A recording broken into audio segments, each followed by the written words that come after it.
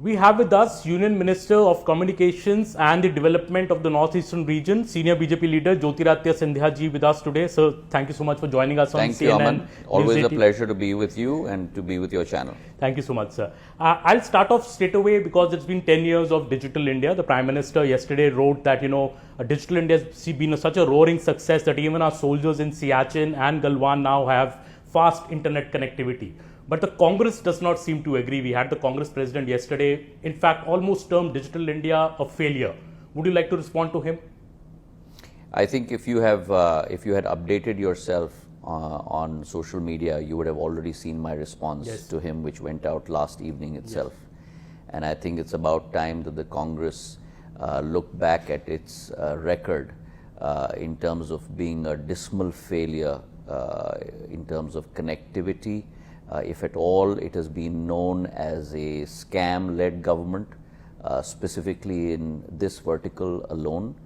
The Prime Minister Narendra Modi's government has led a new renaissance, if you will, in terms of not only digital connectivity, but also telecom connectivity. Because please remember that this invisible highway is the precursor and is the basis on which all the digital content across the world moves. And just to put in place the position today, India had close to about 900 million mobile subscribers in 2014. We have today about 1.2 billion.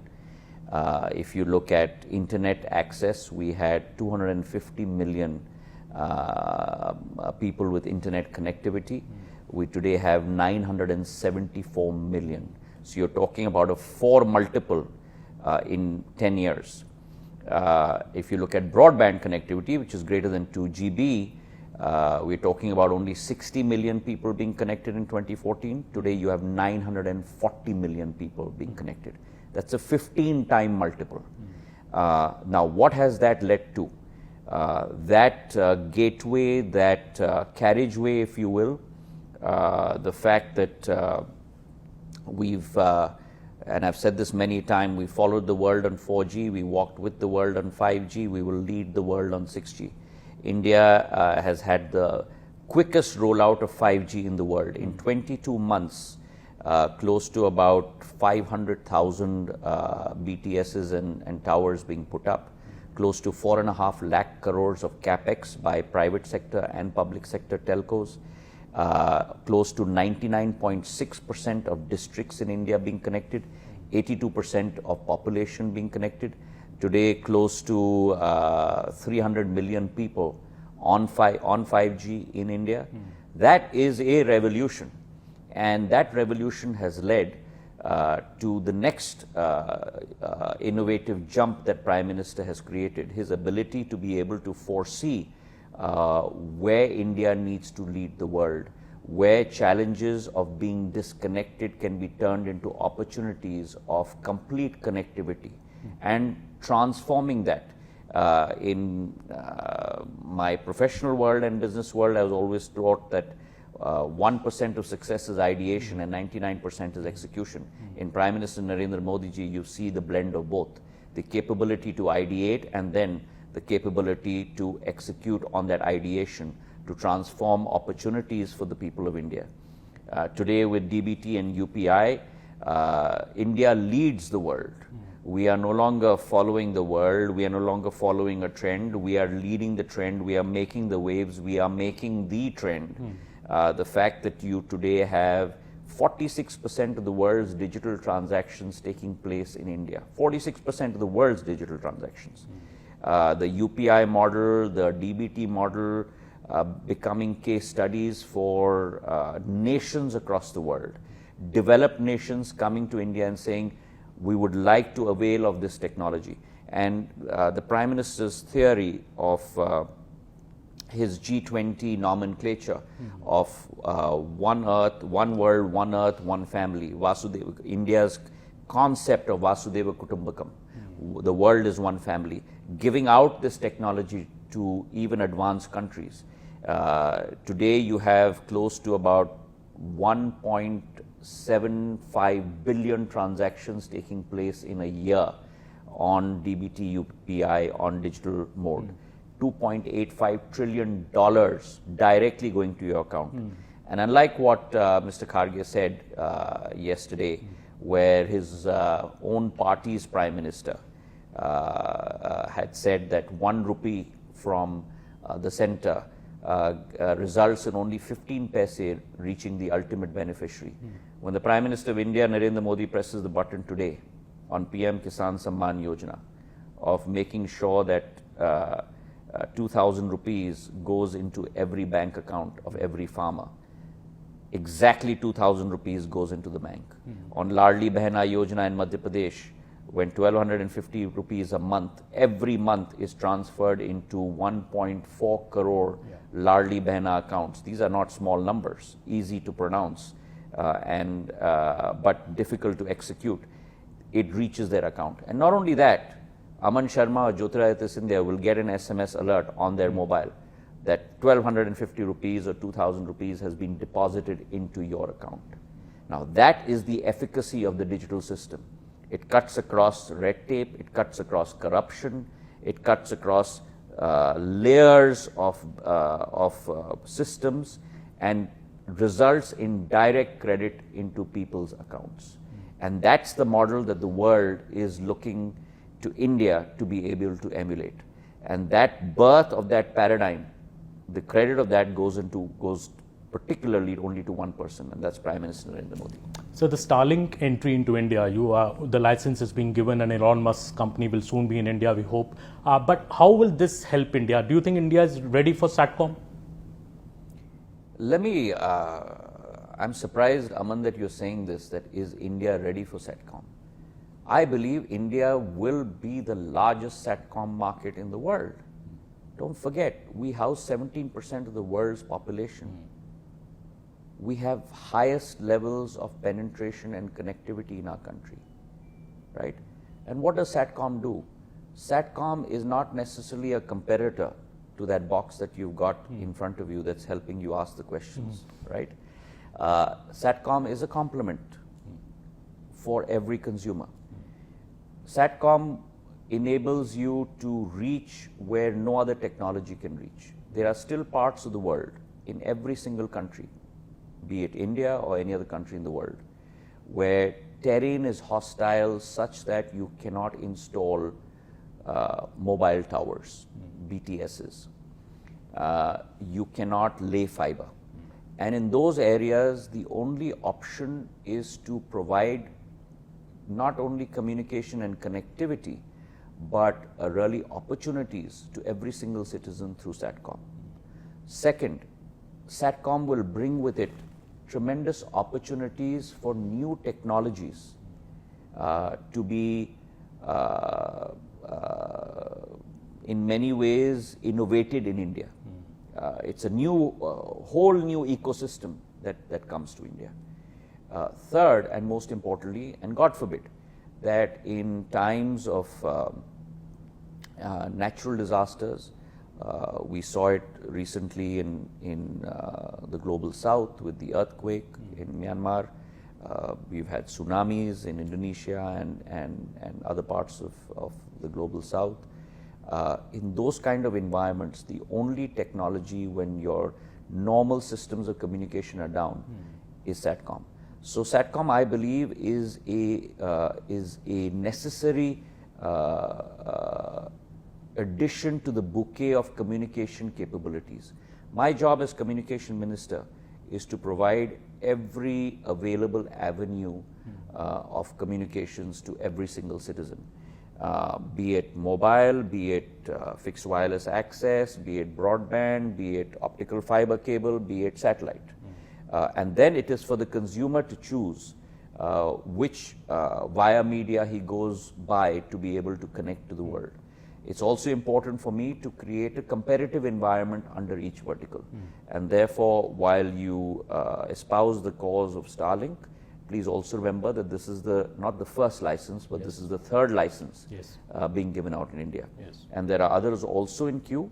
India is ready as a vibrant market to welcome every player into our country. As long as they check all the boxes, the license will be given. Spectrum will be given on a administratively assigned system, the price of which will be determined by a regulatory authority, and the market is wide open for every player to come and service our customers. So, you've been a minister in both terms of the Modi government, the last term as well as this term, and also a minister in the Manmohan Singh government. So, I would like to ask you that administratively, as a minister when you work, what do you see as the big difference between the UPA days and today's days as a minister when you handle these crucial ministries?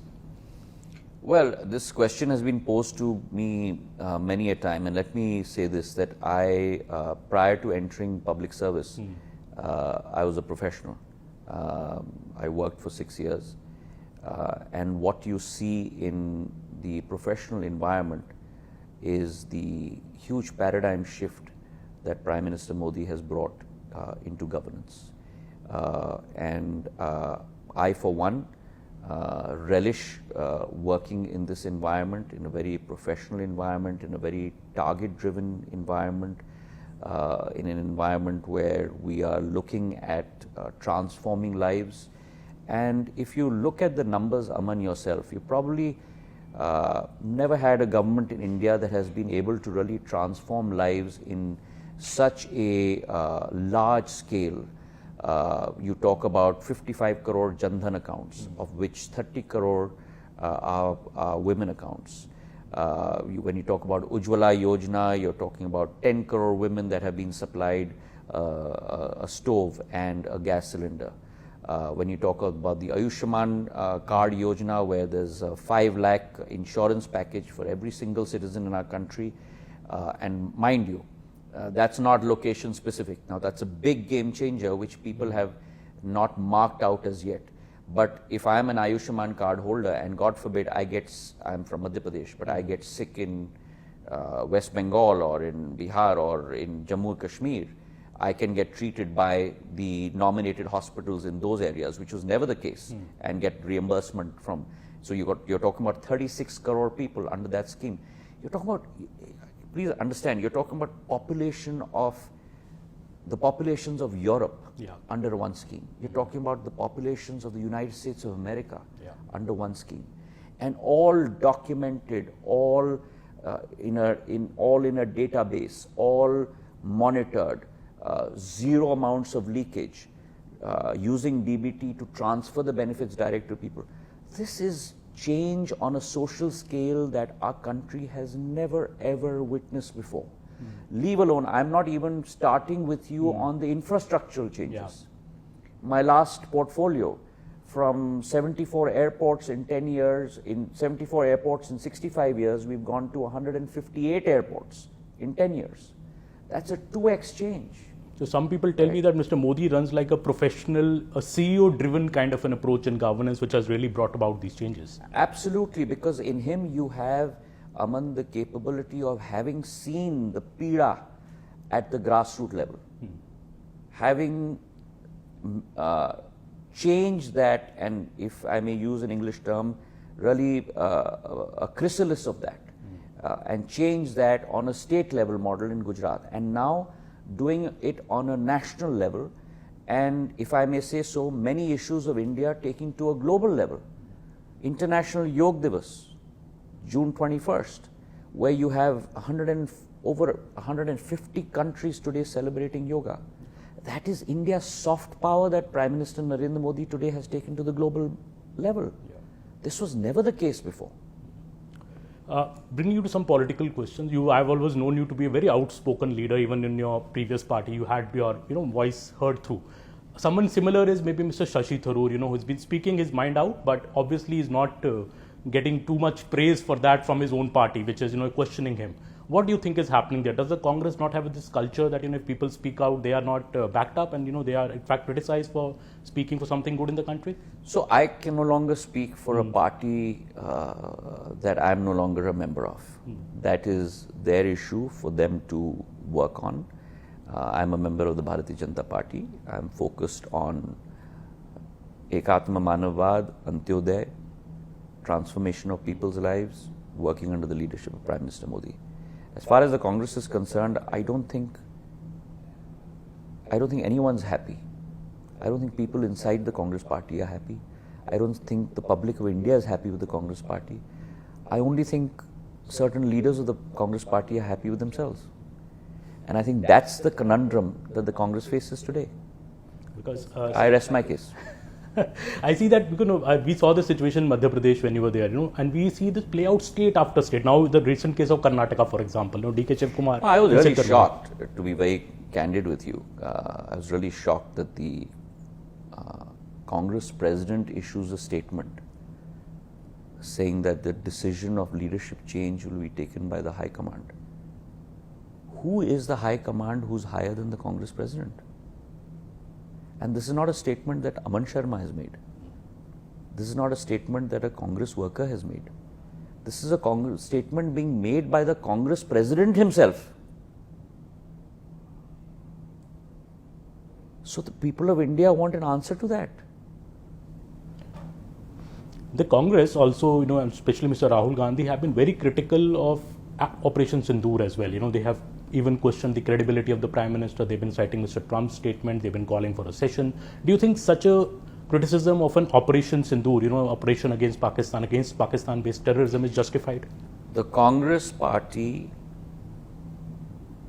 is only committed to a single thought, and that is how it will enable itself to grab power, whether it's on a state basis or a national basis.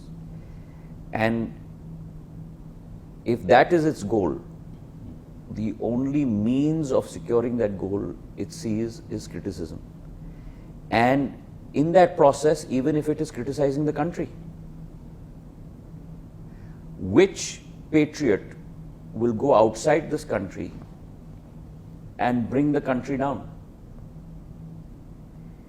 When a government that has taken retribution for terrorism that has come across the border and taken such strong action, in earlier instances, whether it was Balakot or the surgical strike, you said it never happened. You asked for evidence. When it happens, in the case of Operation Sindur, which you accept for once, at that point of time, you question as to why did that attack take place. विचित्र स्थिति है Congress party की. देश को नीचे दिखाने के लिए कोई मौका छोड़ा नहीं जाता. आज भारत प्रधानमंत्री जी के नेतृत्व में विश्व व्यापक सोच और विचारधारा और शांति की विचारधारा से आगे बढ़ रहा है. लेकिन अगर कोई देश भारत के साथ अत्याचार करेगा, तो जैसे प्रधानमंत्री जी ने कहा, अगर गोली वहां से चलेगी तो गोला यहां से चलेगा, और वो हमने सिद्ध करके दिखा दिया है. पाकिस्तान को पूरी तरह से ध्वस्त करके, ताकि वो आए हमारे पास हाथ जोड़कर कि कृपा करके इस रणभूमि में शांति लाइए. That is when we stopped. Emergency also, your party is with the 50 years of emergency. Your party has, run a full campaign. Congress says, why rake up something which happened 50 years ago? You see, when truth comes out, it hurts. When I was in the Congress party, as a Congress party member, I had spoken against the imposition of emergency. When I was in the Congress party, as a Congress party member, I had spoken in favor of the abrogation of Article 370 as a worker, as a member of the Congress Working Committee, as General Secretary. Because for me, it is India first. And when the darkest chapter of India's democratic history has occurred on the 25th of June of 1975, Hindi में हम कहते हैं ना कि उसकी जयंती नहीं, लेकिन इस बार 50वीं बरसी हमने मनाई है. Because it is important to remind every single generation of that darkest moment of India's democratic history, so that no one has the guts or even the thought to be able to think of imposing that kind of environment ever again. My last question before I let you go on the Northeast. So it would be unfair if we don't want to ask a question on that. I think the development in the Northeast has been a phenomenal, success of this government. You're taking a rail line to as well next. How would you describe that? Is that one of the biggest, maybe So unsaid it's been successes? a transformation under Prime Minister Narendra Modi. His thought of look east, and act fast. The Northeast, and Aman, I'd love to spend some time with you on one session on the Northeast alone, because it's not something I can sum up in a couple of sentences. Historically, the Northeast has been a pivot, and I'm using that word in quotes, a pivot for India in terms of it's been a setu connecting the world to the global South. And over time, over the last 60 years, a region that has always looked outward has been forced by successive Congress governments to look inward. It is Prime Minister Modi that is turning that paradigm around again for it to look outward, which is why you see 5 lakh crore worth of investments going in over the last 10 years, which is why you're seeing close to about from 9 airports going to 17 airports. Building out where you built connectivity of rail lines to, you're building it out to 8 states, where you're seeing potential across the board. 23rd of May, we had a Northeast Investment Summit where Prime Minister Modi ji was there, all the 7 chief ministers, 1 governor, and a 10-month road show with all chief ministers. We brought together 4,18,000 crores worth of investment for the Northeast. And it's not state specific, spread across every state, opportunities across the board, from hydropower to agar wood to handloom to textiles to tourism, pretty much across the board, FMCG products, and 50,000 to 60,000 crores worth of investment for each state. It will galvanize these states. And Prime Minister Modi's thought that this must be, something will surprise you. Flight from Agartala to Mumbai is the same as a flight from Agartala to Bangkok. And a flight from Guwahati to Chennai is the same as a flight from Guwahati to Singapore. And therefore, this region can become your connector to all of these markets to the ASEAN. And that's what we are working on. So we've got multiple projects that we're looking at in terms of road connectivity, not only within the Northeast and from mainland to the Northeast region, but from the Northeast to the global South. And we are working on all of those to really transform this area of 4.5 crore people with 85% literacy rate, 60% youth. That is the potential of India. That's why Prime Minister Modi says that this is going to be the engine of growth of India. Thank you so much, Jyotiraditya Scindia. Always a pleasure to speak to you. Always a pleasure, Aman. Thank you very much. Next session on Northeast. Absolutely. Thank you.